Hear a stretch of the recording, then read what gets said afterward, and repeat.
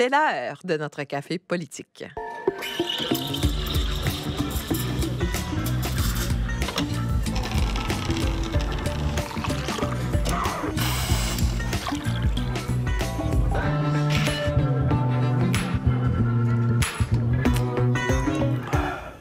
Alors, il me fait très plaisir de retrouver à Fredericton où il y a de l'action, les amis, notre collègue de CBC, Jacques Poitras. Bonjour, Jacques.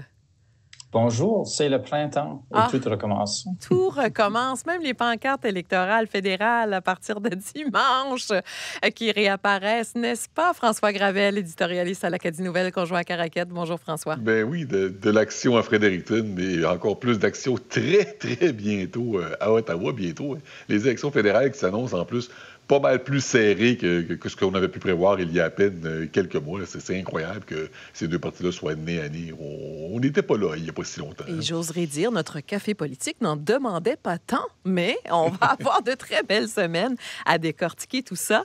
Puis on commence avec ce qui était très attendu, et je vais débuter avec vous, François, à Caraquette, la présentation du premier budget du gouvernement de Susan Holt, qui a préparé, diriez-vous, la population au cours des semaines avant à cette possibilité qu'elle allait rompre cette promesse d'un budget équilibré, que des choix allaient devoir être faits en fonction des réalités qui se sont imposées là, dans ce qu'on ne peut pas bien contrôler avec ce qui se passe à Washington. On avait mis la table, ça c'est un fait, mais j'ai quand même été étonné de deux choses. D'abord, l'ampleur du déficit budgétaire prévu pour la prochaine année, 599 millions de dollars, si la réserve d'urgence là, en lien avec les tarifs de Donald Trump est entièrement dépensée. Sinon, c'est 549 millions de dollars. C'est beaucoup d'argent. On se doutait, que le budget serait déficitaire, mais ce qu'on ne savait pas, par contre, c'est que les libéraux allaient nous annoncer aussi que toutes les prochaines années de leur mandat seraient aussi déficitaires.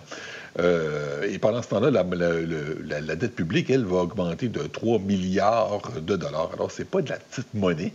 Je suis étonné, honnêtement, à la vitesse à laquelle les libéraux se sont dédouanés. Ils avaient promis des surplus chaque année. Ils promettent maintenant des déficits budgétaires chaque année. Ce qu'ils nous disent, c'est que les besoins sont importants. Le gouvernement n'a pas les moyens de tout payer. Alors, tant pis, on fait un déficit budgétaire, tout simplement. L'autre chose que je retiens, par contre, c'est que c'est pas un budget extrêmement ambitieux. Les libéraux font avancer leurs priorités. Je pense entre autres aux 30 cliniques de santé collaborative qu'ils veulent mettre sur pied.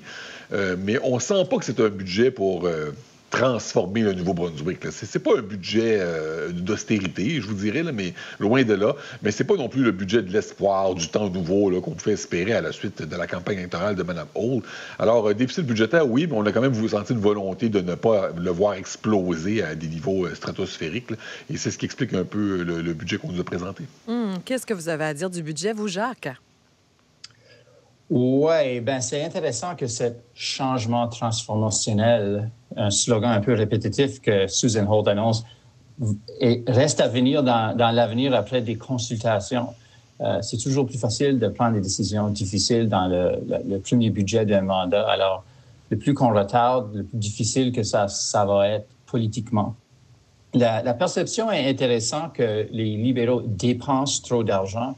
Parce que lorsqu'on regarde, puis Richard Saillant, l'économiste, m'a donné ces chiffres-là, lorsqu'on regarde l'augmentation des dépenses sous le gouvernement Higgs, 1 milliard en 2003 et 2024, 1,2 milliard en 2025, les libéraux augmentent les dépenses prévues par seulement 676 millions de dollars. Alors, une augmentation beaucoup plus petite qu'on a vu avec les PC. C'est les revenus qui chutent. Les PC ont établi un niveau de dépenses qui est difficile à soutenir, qui est difficile à arrêter, je veux dire, parce qu'ils ont créé des attentes parmi la population.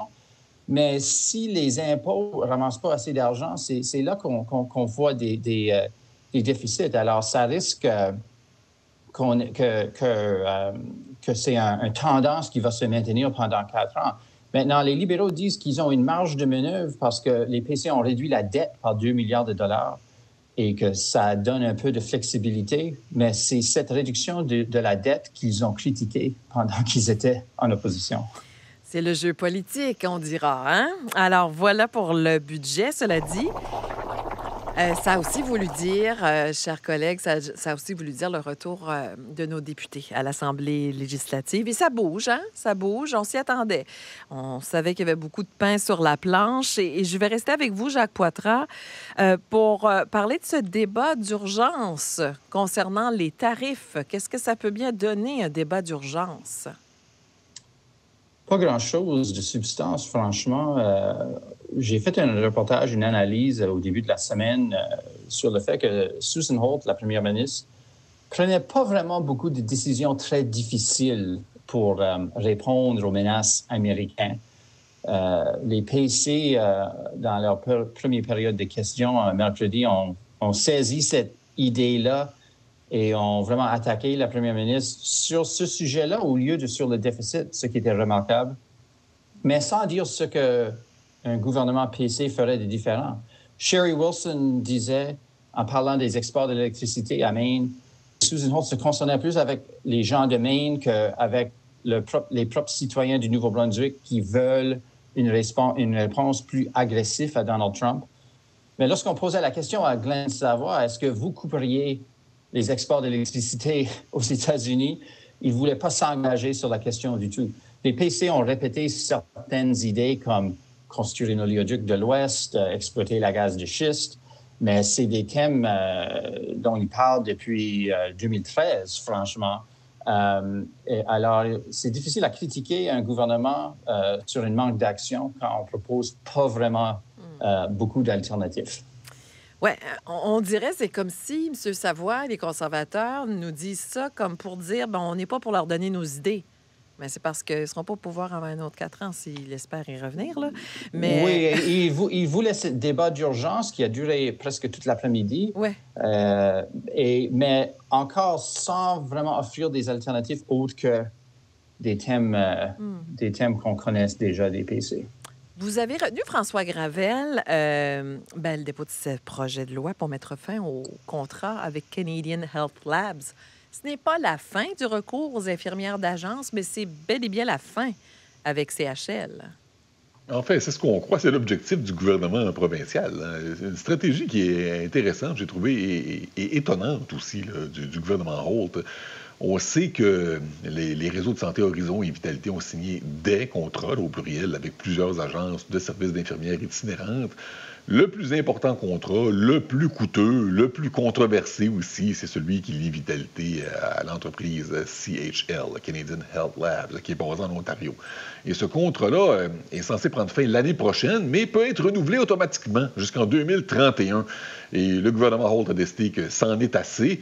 Alors, il a annoncé son intention d'adopter un projet de loi qui va mettre fin au contrat immédiatement, incluant une clause dans ce contrat-là qui interdit à Vitalité de recruter des infirmières qui sont à l'emploi de CHL pendant 24 mois après la fin de l'entente. C'était vraiment une entente à sens unique, là. Et ce qui est encore plus étonnant, c'est que le ministre de la Santé, John Thornton, avoue lui-même qu'il ne sait pas vraiment si le gouvernement peut agir de cette façon-là. Il y a une clause dans ce contrat-là pour protéger le gouvernement et Vitalité qui interdit à CHL de poursuivre le gouvernement en cours de cette façon-là. C'est quelque chose qu'on n'est pas habitué de voir au Nouveau-Brunswick. Alors, le ministre lui-même a dit que c'est tout nouveau pour lui, qu'il n'est pas certain si cet outil-là peut fonctionner, va empêcher toute poursuite. Alors, on est dans l'inconnu, pas seulement pour nous au Café politique, Martine, mais pour le ministre aussi, semble-t-il. Une chose est certaine, Vitalité avait désespérément besoin de ces infirmières-là, en particulier pendant la pandémie.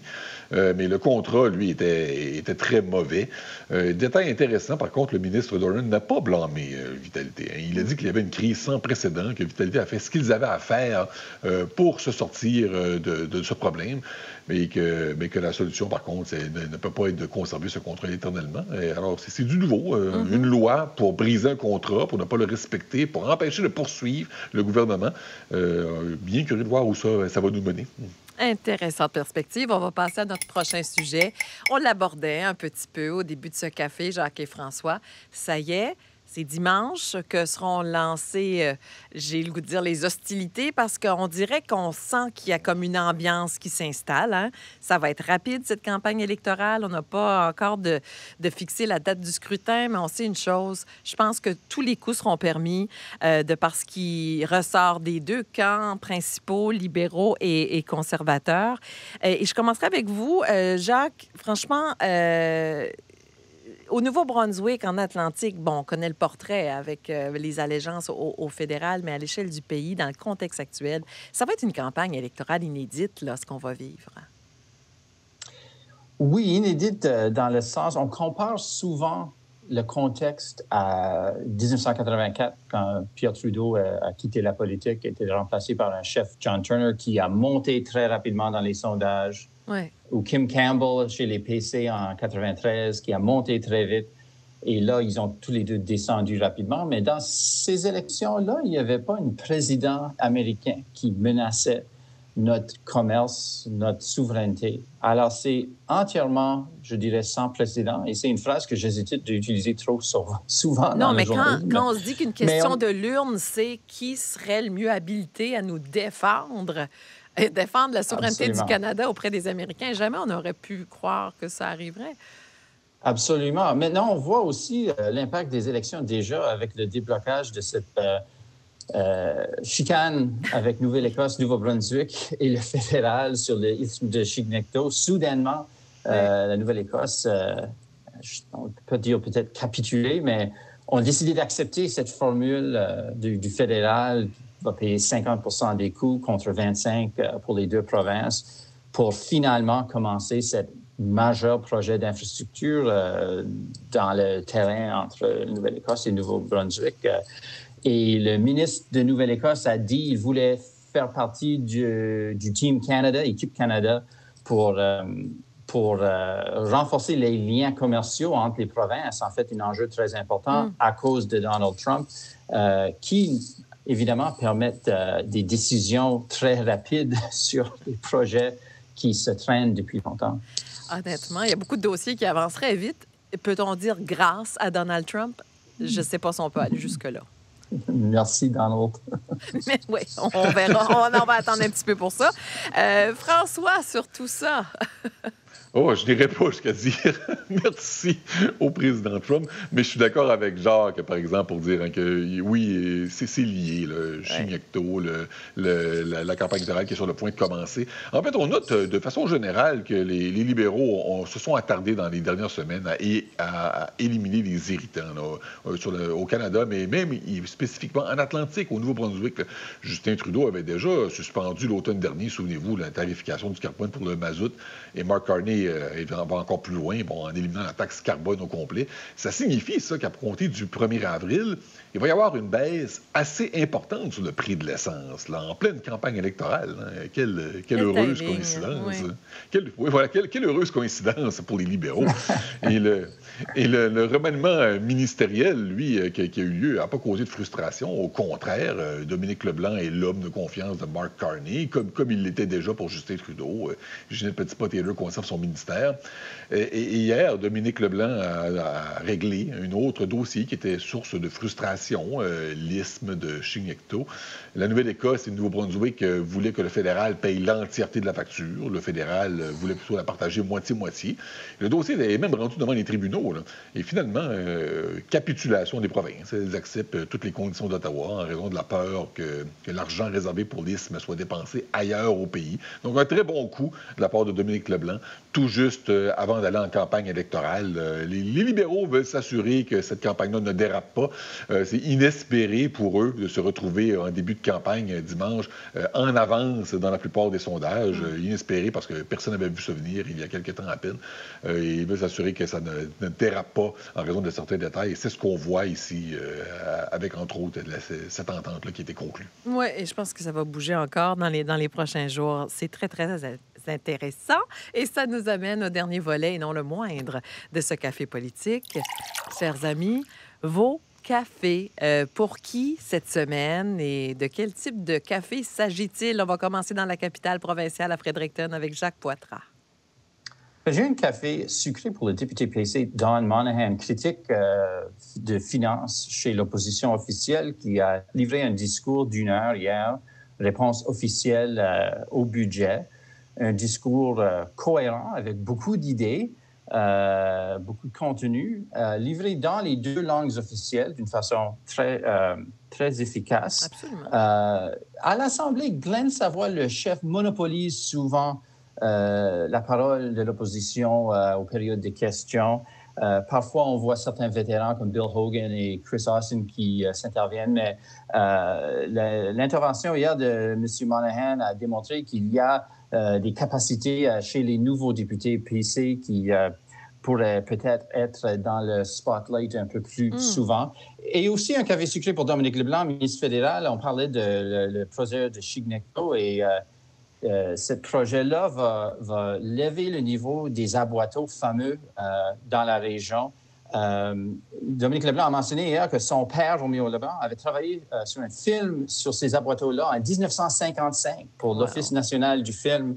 Alors, voici que 70 années plus tard, son fils lance ce grand projet pour sauvegarder ces aboiteaux-là pour l'environnement. Mais aussi, ça fait partie de la patrimoine acadienne très important. Alors, un bon symétrie politique dans cette décision. Absolument. Le film Les Aboiteaux, d'ailleurs, disponible sur le site de l'ONF. Je vous le dis Absolument. comme ça. De votre côté, vos cafés, François Gravel. Premier café au ministre provincial des Ressources naturelles, John Aaron, qui a présenté sa stratégie cette semaine pour développer le secteur des minéraux critiques au Nouveau-Brunswick. On en a parlé dans l'actualité.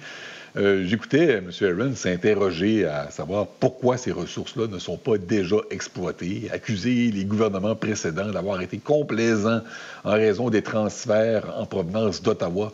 Ma foi, on aurait cru entendre Blaine Higgs, j'ai trouvé, nous dire qu'il faut exploiter les ressources naturelles, que c'est à cause de l'argent d'Ottawa qu'on ne le fait pas. M. Aaron a été élu sous la bannière libérale de Susan Holt, mais il a aussi été député fédéral conservateur dans une autre vie. Alors, il n'est pas dans la même lignée, je vous dirais, que d'autres membres du caucus libéral, peut-être plus à gauche. Alors, je trouve ça intéressant. Il faut plusieurs voix, plusieurs origines dans un caucus, et c'est ce qu'on a vu là. Café chaud. Mais chaleureux, là, au premier ministre du Canada, Mark Carney, qui a participé à un entraînement sur glace avec les Oilers d'Edmonton. J'avoue, Martine, que je suis un peu jaloux. Si le Canadien de Montréal veut m'inviter en tant qu'éditorialiste primé à pratiquer avec Nick Suzuki et Cole Caulfield, je suis partant. D'accord. Sinon, peut-être le Blizzard d'Edmundston, la meilleure équipe junior au Canada, qui l'a remporté hier dans ses séries. Absolument. Mais on les salue, ils méritent du café, les autres aussi, hein, n'est-ce pas? Oui. Et en terminant, café chaud sucré au co-porte-parole de Québec solidaire, Gabriel Nadeau-Dubois, qui a annoncé hier qu'il quittera la vie politique. Il dit qu'il est usé après des années d'engagement public, mais aussi à la suite des critiques constantes contre son leadership au sein du parti dans la dernière année. Pas toujours facile, la politique, et on l'oublie parfois. Et dans ce cas-ci, j'écoutais M. Nadeau-Dubois parler, l'émotion. On sentait que les derniers mois ont été très difficiles pour lui avant qu'il prenne son congé parental. Alors, intéressant à voir. Absolument. Et on se retrouve en campagne, chers amis, vendredi prochain. Merci beaucoup. On continue de suivre vos reportages, bien sûr, Jacques Poitras à Fredericton avec CBC, et lire vos éditoriaux dans l'Acadie Nouvelle. François Gravel, bonne semaine. Au revoir. Merci beaucoup.